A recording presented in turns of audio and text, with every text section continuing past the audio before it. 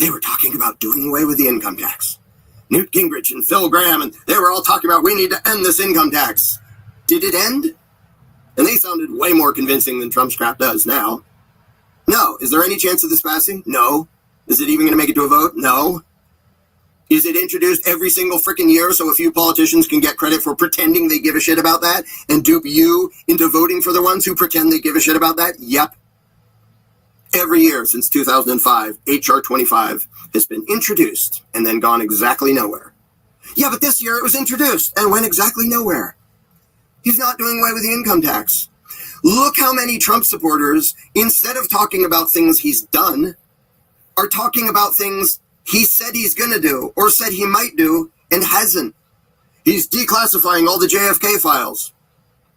That happened already, right? Kinda, sort of. No, not at all. Well, I mean, there's some documents that they have to be classified because, okay. And how about the Epstein? Well, we have to protect the identity of, we seem to have problems, and maybe the FBI didn't go, He literally gets credit from his supporters for saying he's going to do things, and he still gets credit from them when he doesn't do those things.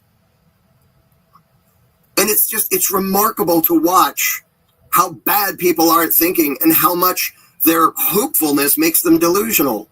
The income tax isn't going anywhere. The IRS isn't going anywhere. Trump has no intention of doing any such thing. He also has no ability to do any such thing. Congress determines the tax laws. The president doesn't. No, you're never going to see all the Epstein files. The whole point of that whole racket was getting dirt on a bunch of powerful people so that there's influence over them. You think now they're going to release it all? And lose power? Control? If they were going to do that, they would have done that decades ago. If Trump had any intention of doing that, he could have done it the first time around. And now they're pretending, well, yeah, we've had these records all that time, but now we're going to tell you. Well, that was just phase one. We didn't tell you shit. And now we have excuses. The FBI is with, and then you're not getting it. You were never getting it. This wasn't, well, Trump really wanted to let us know about this, but then meanie people got in the way, which is how he's going to pitch it. And Trump really wanted to end the income tax, but then meanie people wouldn't let him. That's the game he's going to play. That's the game he always plays. He makes ridiculous promises. He brags about stuff. He doesn't deliver, and he blames somebody else. That's been Trump forever, like before he was even in office, before he even ran for office, and ever since he's been in office, too. He promises things he has no intention to deliver. He gets people excited and throwing money at him. He fails to deliver, and then he blames somebody else. How long are you going to fall for this? So I want to know. I want to know if any Trump supporters below dare to say, yes, I think he's actually going to release all of the Epstein files and all of the evidence that they've had for years and years and years, actually naming names and giving the details of these heinous things going on. Yes, I think Trump is actually going to show that to all of us. Or, yes, I think we're actually going to see an end to the income tax, and Trump is going to end the IRS once and for all. Now, there will come a day when the income tax is done away with. It will not be because the politicians want it to be. It'll be because it falls apart so much and becomes unenforceable that they have to let go because it's not doing anything anyway and nobody's going along with it. But we're not here yet, and Trump is not going to do that and has no intention of doing that. Nobody in there is going to let go of that much power intentionally. They wouldn't have tried that hard to get into a position of power just to give the power away. People who get the ring of power don't go, never mind. They're not going to give the power away, but we have to wake up and realize that the power is inherent in the people that we never gave up. Got it. Or I'm just going to toss it away. But I want to know, given the giant nothing burger that was the Epstein release, which was literally nothing, and then they're putting on this stupid show. We didn't know. We thought there was supposed to be something for some reason. We hyped. Let's get the immigrants. Let's make them the enemy. Let's have everybody focus on immigration. Let's tell them the border is unsecure. Let's tell them with the big, huge wall all the way from one point side from Texas to California. Let's tell them it's wide open and people are jumping across. Let's tell the wall, and they're all from other countries. We don't know where they're coming from. Let's mix it with black, white, Hispanic, Arabs. Let's just put them all out there. See what they have. What's been going on. You've been worried about the border, the immigrants, and trannies for 8 years. Right, where they set up transgender all sports. the technocracy stuff. Right. 10 trannies in college sports, folks. There's 500 college athletes, 500,000 college athletes. There's only 10 trannies in college. Less than that, they say. And that's what we focus on. The border is secure. Yes, there's the people coming through. There's always going to be people coming through, but you got a 20-foot wall up there. I mean, the Canadian border is wide open. I mean, that's why I brought that up. You see what I'm saying? They're psyoping you into something that's already got a wall. But you're not concerned about Canada. Canadian walls. That's a psyop. But I want to know, given the giant nothing burger that was the Epstein release, which was literally nothing, and then they're putting on this stupid show, we didn't know. We thought there was supposed to be something for some reason. We hyped a reveal of something we didn't have and had never seen, just kind of assuming it would be there when we showed up for our ridiculous photo op commercial for Trump. The most transparent administration. Okay. I want to bring up something real quick. This picture right here alone, most Trump supporters and even Democrats and Republicans on both sides aren't researching anything. So to the average person just getting the news in passing, this all went through. This is all new documents. Some people had never read them before, so this is new to them, right? See what's going on?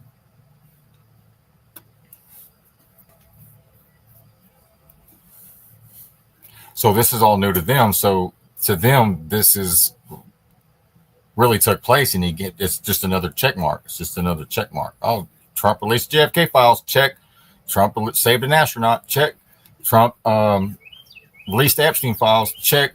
So that's what they're seeing, but they don't realize that there aren't no fucking astronauts up there. The JFK files have been out for a while, and these Epstein files. This is just regurgitated shit. That's the psychological psyops we're under. That's why the Smith-Monk Act is still in effect. That's why it's legal to run propaganda on the American people. And blame it on Obama. It's been 15 years since Obama, so you can't blame it. They've had 15 years to reverse the Smith-Monk Act, the Patriot Act, and then we can go on. Yeah, any other kind of act you can dream of that's hidden in some legislation, right? Yeah, excuse my language, guys. I think I cussed a couple times there. I didn't really recall it, but apologize. I just get a little passionate about this stuff and how they psychologically mess with people to where they can't even see what the hell is taking place right in front of their eyes, and the game that's being played. It's a game. And it's not to lose hope. Our hope shouldn't be in DC. Our hope shouldn't be in these politicians. No. Like he said, there will come a time, right? There's going to come a time where everything falls on its own, but they're not going to destroy themselves. It will eventually, but they're not going to do it. How many years have they talked about the homeless vets? How many years? Why is the homeless vets always brought up during election time? Why are veterans always brought up during election time?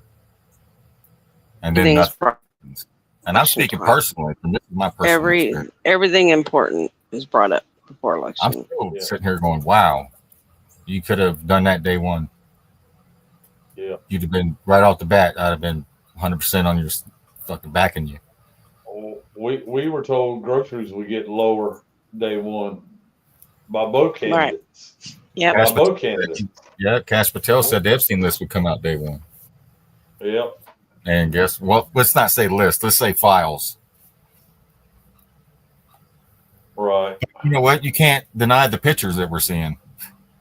Look at everybody that Epstein took a picture with. And you have Robert Kennedy, the old school one, not the new one, the one you see today. If you go back and see Bobby Kennedy in the past, 20, 30 years in the past with Epstein, Just think about that. Just think about that statement right there, Sheepdog. Just think that you have to differentiate on the different ones you're talking about. Yeah, they're actors. It's crazy, right? That's where we live. That's what this is. My country's become, right? Yeah. It's crazy. It's why people call it the Truman Show, the Matrix. The world is a stage. It's what they're trying to tell you. Everything you see on TV is just to keep people minds glued into the Truman Show so that you never become the true man and live your life. And quit doubting yourself, quit waiting for somebody. Yeah, and it's not to say anything against Trump or anybody that you may or may not like. It's the system, folks. It's the system that puts those people in place. Okay, that's what it was created for. Yeah, exactly. And they're all augmented too. I mean, every one of them have been augmented. They can prove that. It's been proven. And when I say augmented, I'm talking about chipped. Right. And even if they wanted to, they would be taken out or something happened to them if they. Yeah. Yeah, because they're controlled. Yeah, they're all blackmailed. And you got to be able to take a little bit of constructive criticism. Trump has it. You have to let that go. If it offends you that somebody said something that challenges what's going on in Trump, then you need to take a look at that. I had to take a look at that myself. That's how I overcame and was able to see it for what it was. And then I went back and checked the records and everything's there. Billions of dollars went to the hospital during COVID. He handed the keys to Larry Fink during COVID to the corporation. Same guy that wants to buy the Panama Canal, BlackRock. But, and then you see it and you're like, hold on, man, we're being tested. Like I said, that's why I keep going back to the first inauguration address and what he said so people can understand. That shit ended 2017. People got to wake up to it. The rest of it's just a show. Everybody's blackmailed and until justice is served. And I don't know what on level or how they can do it, but their main thing is to not lose control right now. And to keep people, and like they said, Agenda 2030, this is a long game. They play long ball. They had this shit in play for hundreds of years. Resets, every 100-something years, reset. That's what we're trying to tell you. And to the point where nobody knows who built the buildings. There were so many damn resets. Unless we wake up and take our power back. It's like a challenge. Wake up, know who you are. And I think a lot of us are waking up. I think a lot of people are waking up. They are. You said the numbers dropped. You said the numbers dropped on RSBN.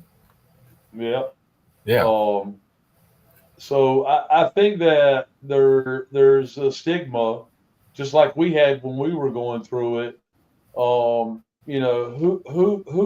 do we address for the things that we now know, right? And of course, the court and the IRS has a influence over people still, despite how much they might be awake. And the system itself. It doesn't matter about the people; it's the system itself. I can tell you how many people I've spoken to, and I'm not speaking bad of nobody by no means, because I was there too. But had said, I'm tired of knowing that it is unlawful to pay taxes. Okay, taxes are unconstitutional, and yet and still, I get scared to death every time they send me a letter, and when I'm trying to stop, right? And I get it.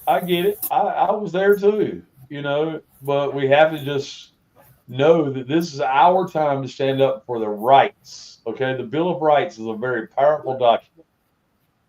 All right. Along with the spirituality piece and the metaphysical bill of documents, you bring it all together. And, both spiritually and in the metaphysical world, you start kicking ass, and you never turn back. You no longer waver. But until you make that decision to go within and stand on your laurels and your truths as you find them, even if they're different than everybody else's, it's going to work out in the long run. I mean, I can't tell you how many people I talked to just today alone that don't agree with everything that we say here at Truth Seekers, but do agree that it is time for us to stand up for ourselves and for these children. Yeah. We have to use our voice. It's not just on Trump. Don't be the Truman Show audience and just sit back and watch everyone else succeed while you sit. And then when when you're done watching their life, you turn the channel and watch someone else's. That's the Truman Show audience. That's what they were trying to say, that they have us. Even the reruns, I've seen people watching reruns that they've seen 1,000 times again as if they were new. Right. And they still get emotional, knowing the ending and knowing everything in between, just like in the Truman Show audience. Yeah. They're just so caught up in the Inquirer type magazine clickbait that they were set up for at the supermarkets. When you're checking out, you got those JFK lived, and they showed all those pictures and all throughout the years, and then of course Trump being married, who he divorced, how much money. Yeah. Right. So these people have been pretty much molded into the programming since we've been alive, since we've been born. Most of us, since I've been born. Yeah, since I've been born, Trump has been in the news as far as some kind of thing. So, and so if you're like 50, 60 years old, that's 40 something years. And I'm not just talking about Trump, but all these characters, and especially when you look back, it's like you see it, like Oprah and then the Trump interview, right, where he talked about running for president, or she asked him if he's going to run, so it's been like, and then we had what was that reality TV show for 10 years that he did? What was that called? Because I didn't watch it, but Apprentice. Yeah, the Apprentice. Okay. Yeah, so that right there, you're fired. That's all Back to the Future comms. That's in the movie Back to the Future. It comes out on the printer. You're fired. Yeah, so I mean, the programming's in everything. So you just got to understand that. But you got to wake up and realize your role, and you got to play your part, because you're the director, you're the main character, you're the star. You got to wake up to that. Quit watching somebody else, right? And look inward, and look around you at the abundance. They lied to us. Yeah, when you turn that TV off, man. It's like I told my wife, this is how I introduced propaganda to her on the news. We watched a whole bunch of news, and she got all nervous and scared about some things, right? Rightfully so, with what they were showing. And I said, okay, now turn that TV off. And she turned the TV off. I said, now go outside, look around, sit for a minute, think about it. That's the difference. Yeah. It's all noise. If you don't watch it, you don't fall for the psyops, the propaganda, the TV is what killed a lot of people during COVID. They used the TV to send out messages to tell people to do things that they normally wouldn't do.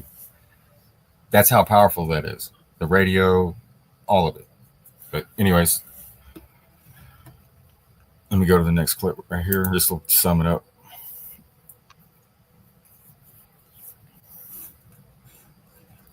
Sorry, I went off on that one. What's up, America? Let's talk about a monumental shift happening right now. We're witnessing the fall of the administrative state and the restoration of the people's rights. For too long, corporations and landlords have forced unfair contracts and policed our communities without accountability. Now they're being held responsible. The old systems of unchecked power is crumbling, and those who have committed treason or violated the law are facing serious consequences. This transition marks a return to the principles of a true republic, where the rights of the people are paramount. No longer will we be subject to an administrative state that operates outside the will of the people. This is a time for accountability, for justice, and for a new era of governance that truly represents us. Stay informed, stay vigilant, and remember that we have the power to shape our future. Let's embrace this moment and build a republic that honors the rights and freedoms of every individual. Love y'all. 903 out. Play that again. What's up, America? Let's talk about a monumental shift happening right now. We're witnessing the fall of the administrative state and the restoration of the people's rights. For too long, corporations and landlords have forced unfair contracts and policed our communities without accountability. Now they're being held responsible. The old systems of unchecked power is crumbling, and those who have committed treason or violated the law are facing serious consequences. This transition marks a return to the principles of a true republic, where the rights of the people are paramount. No longer will we be subject to an administrative state that operates outside the will of the people.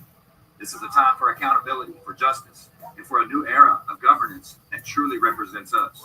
Stay informed, stay vigilant, and remember that we have the power to shape our future. Let's embrace this moment and build a republic that honors the rights and freedoms of every individual.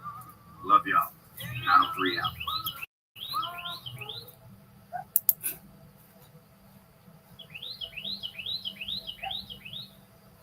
5x5 on that one. Semper Fidelis.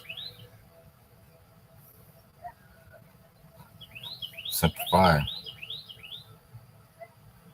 Yeah, somebody posted not long ago. I guess there's a lot going on with the Department of Education that they hadn't brought out yet. But there's definitely people losing their job apparently.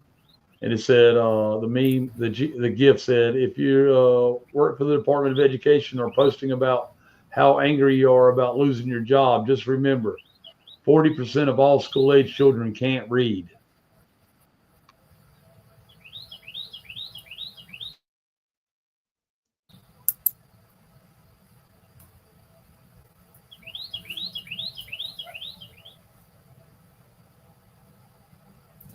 So this is more stuff that my wife found today on Tartaria, different videos that you can find on YouTube. It's everywhere.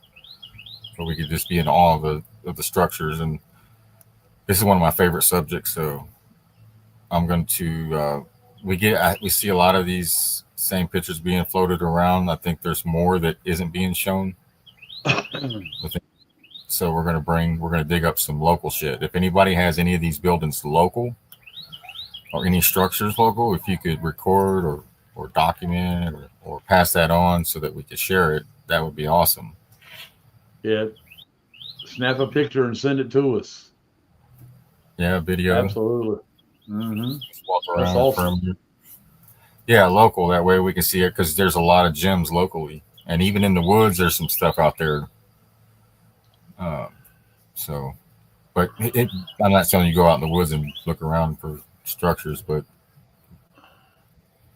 if you open your eyes, you'll see it. Right. Just slow down during your day and take in as much as you can, instead of getting on I like the way I describe it for myself is I get stuck in getting on that hamster wheel. Gotta go, right? When you slow down and you take in every part of your day, one way that I do that is I journal my day a lot of the times, because it makes me think about the day's happenings and what I learned and what I should have learned, what I didn't learn, and if I have an opportunity for growth, all right, or a lesson, right? So I mean, to each his own. It's no cookie cutter way to do it. You have to know yourself well enough and trust yourself well enough and love yourself well enough to allow yourself to freely think negative or positively about your day and about your person, about you, right? Denise, Go ahead, Mrs. Sheepdog. No, I was just agreeing, yes. And it's not always easy, guys. It's not easy to look in the mirror and think about things that even with the knowledge you've gained recently, or over the last just 4 years, not let alone the last 10 years, it'll be 11 years for me in August. But over the last 4 years, if you just think about the knowledge that you've gained and what you were doing with it,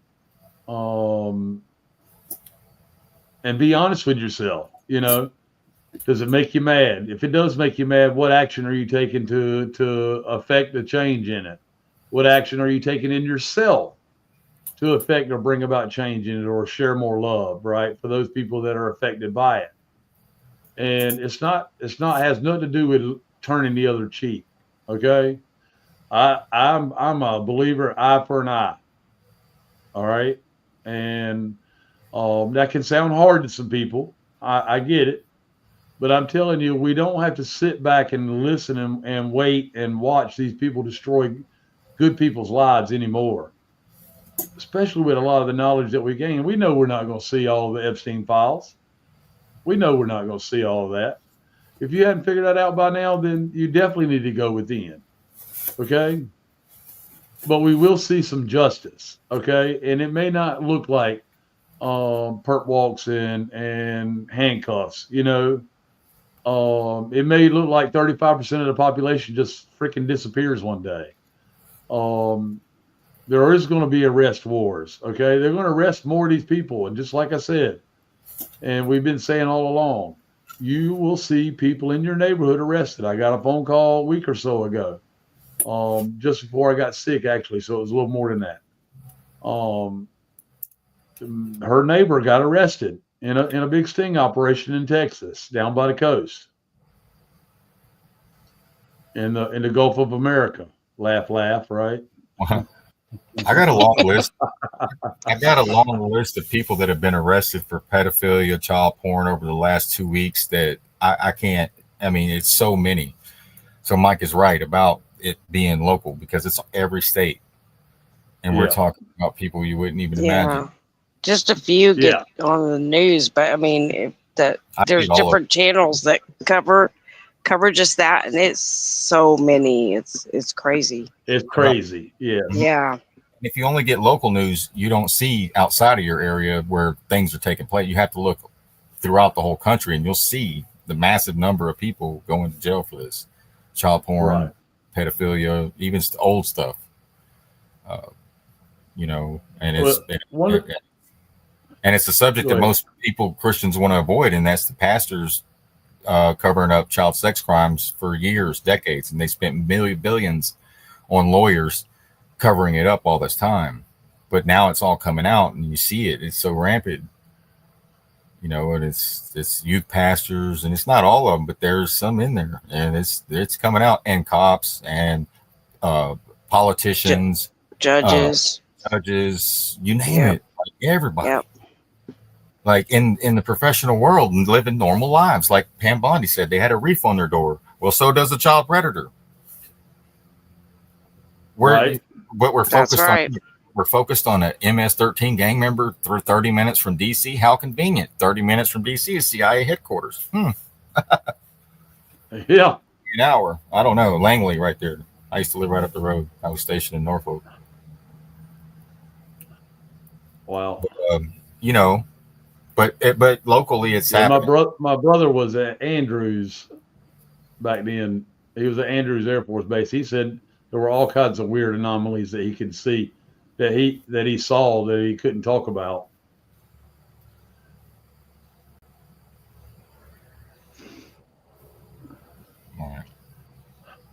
And I watched a 16 or 18-minute documentary today sent to me by my sister up in Canada on the water contamination at Camp Lejeune here in North Carolina. We knew about it before. You know, we've had some people tell us that it was snake venom put into the water, but it was really chemicals from a chroming plant. A plant where they actually re-chromed and chrome things, you know, with those chemical processes, and they dumped their waste chemicals into the drinking water at Camp Lejeune. And they had permission. Yeah, they had permission. They had permission to do so from the head of the Camp Lejeune. You know, written permission. It's been shown in court. Nothing's been done about it. Yeah, Heidi on Watch the Water, she did a thing on that. They have them they did have them in some cities. Yeah. Yeah, it's pretty sick. Yeah. So Denise, what we got, you know, everybody is lying in politics. They're all lying. It's all an act. It's all the Truman Show, right? And but we got so much to look forward to because we have the knowledge of it. We know they're doing that now. And it takes away their power. When we use that knowledge, we put it out into the ether that we know, it takes away their power. All right. And as you can see, like Right Side Broadcasting, you know, used to have 1 million viewers during a Trump speech. They had 15,000 last night. That's just crazy. And it's going to get worse, right? Yes. It's going to get worse. Yep. Because these things affect everybody, Republican and Democrat, that's taking place in politics. And another thing, Congress isn't even doing anything. He's bypassing Congress and just doing executive orders. And most of it benefits other countries, but they use our labor, us as slaves, cattle. They still look at us as cattle is what's going on, guys. Well, we were watching J.B. Wells last night, and he had that, what was that guy's name? Martin. Rick Martin. Yeah. He's a constitutional scholar, right? And he had him on, which he was schooling him on. And he was like, wow, I guess he didn't ever, he was going over what a citizen is and what voting really is. Yeah, he opened his mind, yeah. Well, J.B. Wells, he was like, well, the citizen's this and the citizen's that. And then I'm going to open up to Rick Martin, this constitutionalist. And he said, hold on, you don't know what a citizen is? Right. I'm not a slave. I only answer to God, right? Yes, that's what he said. Yep. So if people are waking up at a massive rate. Yeah. So right on. Citizenship and maritime law. Yeah, I'm going to do a piece next week. I'm preparing a piece next week. I'm going to do it on the show. It will be done next week. No ifs, ands, or buts. But Taj and a lot of others have done a piece on slaying the dragon. Okay, and that's where we're at right now. We have this knowledge. Why are we not using it? And it's time for us to step up into that role and let's slay the dragon, right? And it starts by going within, right? So I hope everybody looks forward to that next week because it's going to be really good. Todd, the one I seen at Todd's was really good. And there's another lady that Mrs. Sheepdog shared with me that done it on Slaying the Dragon too, which was really, really good as far as esoteric and the astrology stuff goes too. I don't know that I'll get into a whole lot of that. I mean, some of it was very pertinent from Taj too, but the way they laid it down was beautiful and easy to follow, and we're here to help, and that's the only way we know how to help is take the knowledge that we gain and use it, right? And use it for the benefit of the people, not the system. See, a lot of people will argue for the system because they don't realize that the system is where they get their power from. It's where they get their influence over you from. Yeah. When you fall prey to the system, like Sheepdog and Mrs. Sheepdog were talking about, you're not doing it necessarily on purpose. It's all you know in all your life, and we still catch ourselves doing it, right? And because I would love nothing more than Trump to walk out on stage Friday and say, "Hey, F them all. It's time to end this," right? And then end it. If he has the seat of power to do that, which they want to tell us he does, but he doesn't. Let's get it going, right? But right. That's not like the case.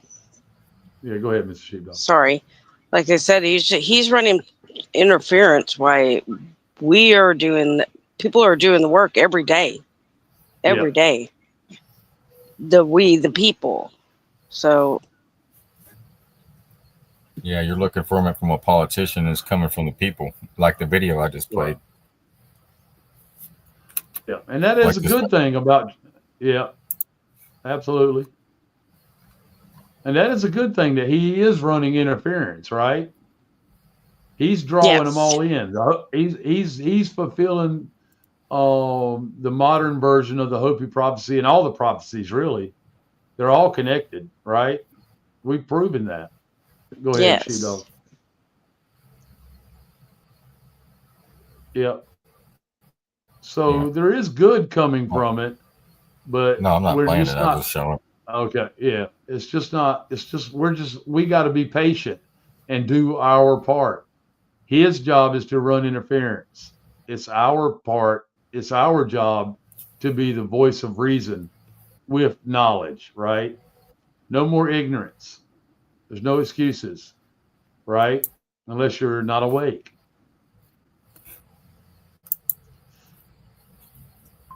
Remember the video Sheepdog played last night?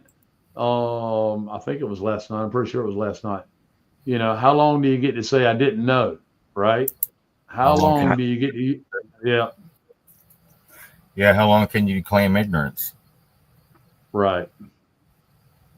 Or how long can we?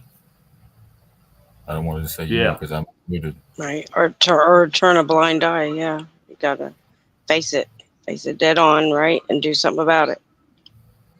Right.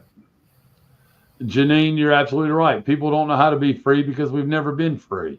Yeah. We lived in an illusion of being free, right? Yeah. They don't even know their rights in order to defend them anyway. That's the issue. They don't even realize their rights are being trampled on a daily basis. Right. They don't even realize it. It's the knowledge that the people will perish. And it's sad that people, like the Empress said, it's sad that those that know are taking advantage of those that don't know. That's unfair. And that's what's been taking place is, and I'm just going to use law enforcement as an example. They know what the hell they're doing.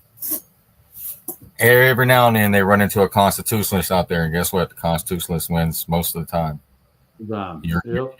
Right. But they'll trample on everybody. They love it when they come across somebody that don't know their rights, right? Or don't even know or ain't even aware. They just go along, hand them this, do that, and open the door, violating rights left and right. And most people don't even know. They just go along with it. And that's what's been going on for so long.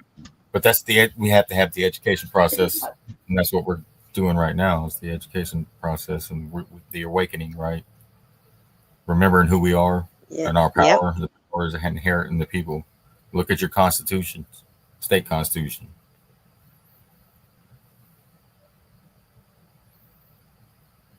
It's a republic. Texas is a republic. The Republic of Texas.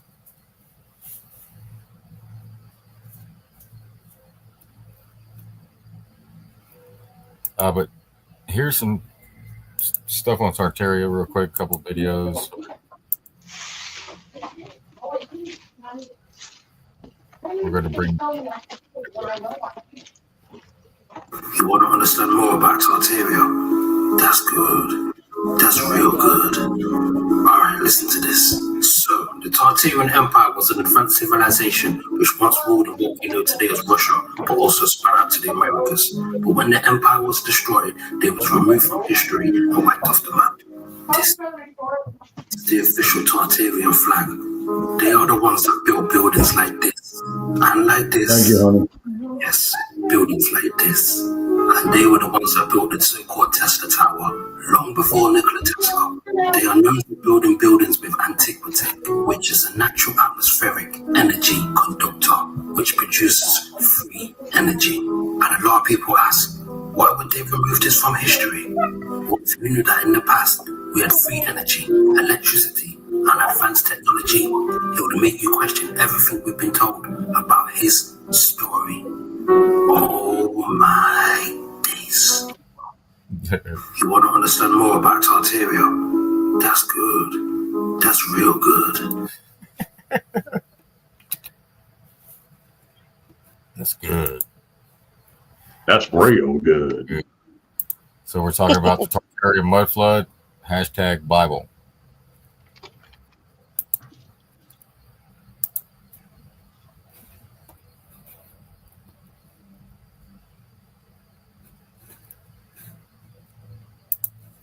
These buildings do seem like they're... have been pointing out something. People have been pointing out something very interesting about our own cities. You see, a lot of these buildings are really just sitting on much older constructions. Of course, this is no secret, but I have to agree that these buildings do seem like they're covering up some kind of history. Okay, now stay with me, because in 1851, there was this new thing going around called World Expos. And different countries all around the world were building these massive constructions just to host these World Expos. And you gotta understand that millions of people attended these things. But what is just absolutely confusing is that right after the event, everything would be destroyed. All of these beautiful, supposedly new buildings from 1851 to about the 1930s, almost every single one of them was completely destroyed. But this is what these World Expos look like. This is Philadelphia in 1876. This is Chicago in 1893. This is St. Louis in Missouri. This is 1904. These people have been pointing out something very interesting about our own cities. St. Louis. And you have to look at it from the aerial view. You'll see the buildings because they surround those buildings with other buildings that cover it up from.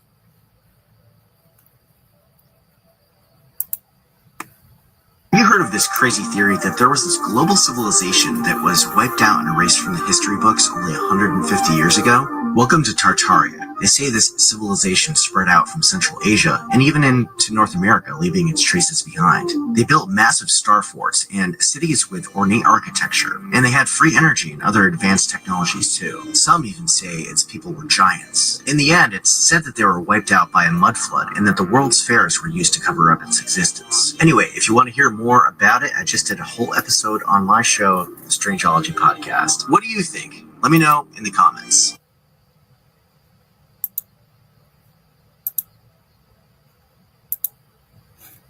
Yep, they had giants. Giants, baby. The Book of Giants. The giant skulls and stuff that they find, even in Texas, along the coast, graves.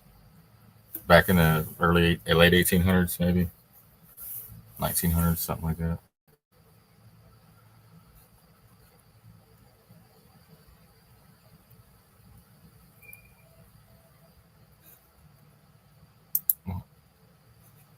Okay, let's do this.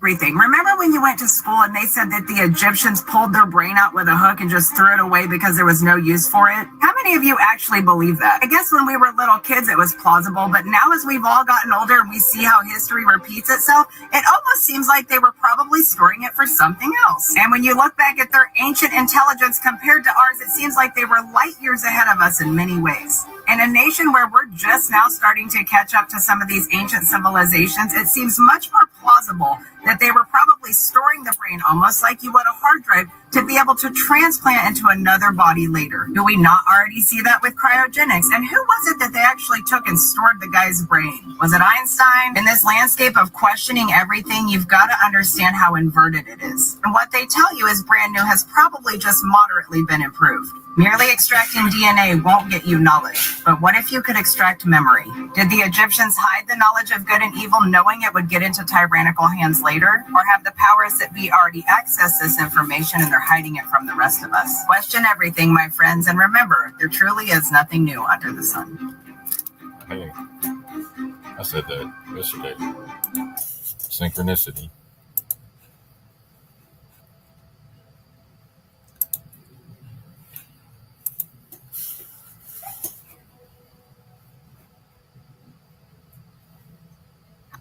I have done my research, but I didn't use Google, politicians, or billionaires to tell me the truth. In fact, I went to law school, and under sovereign immunity, this government can pretty much do whatever the hell it wants. Technically, we can't sue them for taking our money unless they allow it, which means they would put in a waiver to let individuals sue them. But this only works under certain criteria, and once again, it's at their discretion. The FTCA is an example of this, the Federal Tort Claims Act. It only covers certain things like bodily injury, loss of life, loss or damage to property, because the people don't like the government hurting people, and when there's a big enough outcry, they can simply let a couple people sue them to make it look like they actually care. Notice the government never came out and admitted that they stole our money. They simply said that the funds were misappropriated, leaving that legal loophole of wasteful spending. And even if a person could spend all the years and show how it personally hurt them individually, if they don't waive their immunity, you're shit out of luck.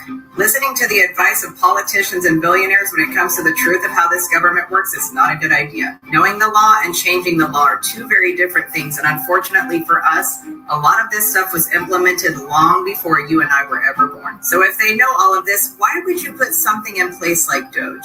There's only two options that I see feasible. It's so that the billionaires can swap hands with the Fed so that they can get their hands in the cookie jar, or could it be that when the court of law doesn't doesn't work anymore. You must rely on the court of public opinion. And by exposing the wrongdoing done to a people that were completely unaware, it's kicking off something much more painful than law and order could ever provide.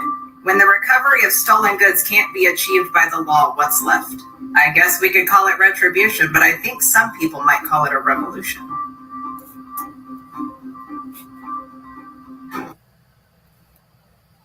Revolution. I've done my research, but I didn't use Google, politicians, or billionaires. She said... Oh, sorry, I should go quick. And that's it. That's all, folks.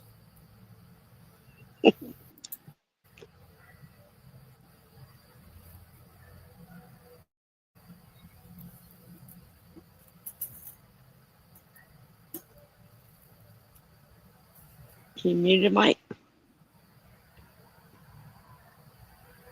I am. Imagine that, right?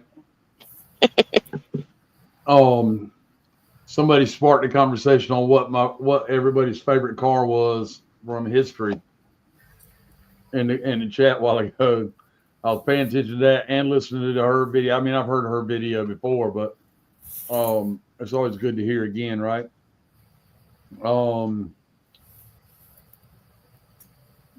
But the cars, I'm going to say a 67 or 68 Nova 2 and a 72 Firebird or a 72 Camaro with a split bumper with a 396 427. Outside of the 57 Nomad would be my first choice. But anyway, guys, we're talking about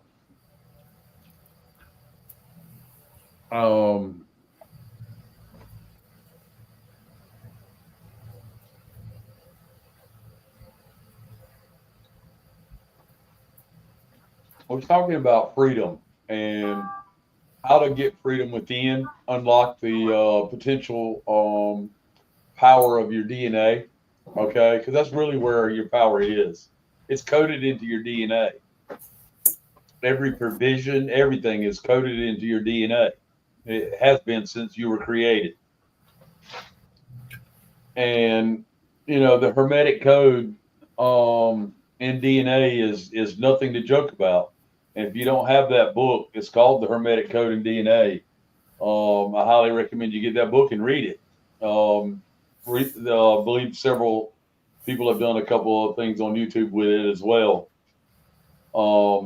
But it is an enlightened period once you understand how powerful your creation, the creation of you is, first and foremost. Not everybody's chosen, right? But not everybody will get a crown either, right? That means, not everybody will climb Jacob's ladder, especially not at the same time. It's just not going to snap our fingers and overnight, overnight, and everybody's all of a sudden in a higher level of consciousness. And that's another part of this can be frustrating for people to see, and witness too, because a lot of the stuff that people are getting caught up in could be avoided. And by simply having the knowledge, let alone taking the journey, right? Just having some of the knowledge could have helped people avoid a lot of some of this, right? And, but to recognize that it is the knowledge and that there is people waking up at a greater pace than there ever has been in the year 2020, 25, some people are already living in 2026 because April 1st, 13th month calendar. Look out for that conversation, probably the 13th month calendar in June. Maybe July is something that I learned today. Just a food for thought. But freedom, to know what real freedom is to understand, you have to unlock your DNA and its coding, okay? Because every part of your life that DNA code has a provision in for it, in there for it, and it has been carried on by generation by generation by generation. Whether it was you or someone else in your ancestry that that DNA code is carried on, and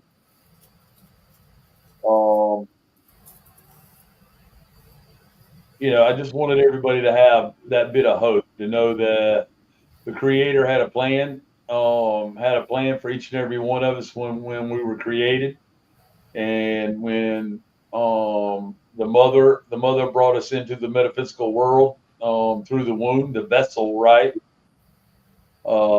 This all hermetics, right? And it's all where the DNA transfer came from. So honor thy mother, honor thy father, and you start to create balance, right? And we are at 26,000 years transferring from the patriarch into the matriarch, and it's the spiritual battle's already been won. It just has to be won within you. Unlock your DNA. Unlock your DNA. Love you all. Hope you have a great night. Anything else y'all would like to say before we go? Good night, everyone. Yeah, I'll always think of something after we end the show, but yeah, this is the Great Awakening. This is just waking up to who we are and the lies that have been told, and but it's not to keep you down, but it's to help build your faith, because promises were made and promises were kept.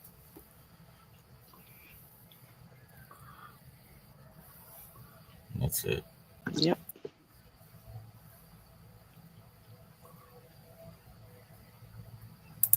Keep it right in your head. Keep your thoughts good, not bad. Keep your thoughts decent, not indecent.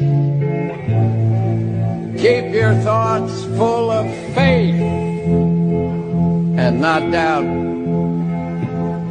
because it is in your thoughts that is determined whether you will be happy or unhappy, whether you'll be healthy or unhealthy.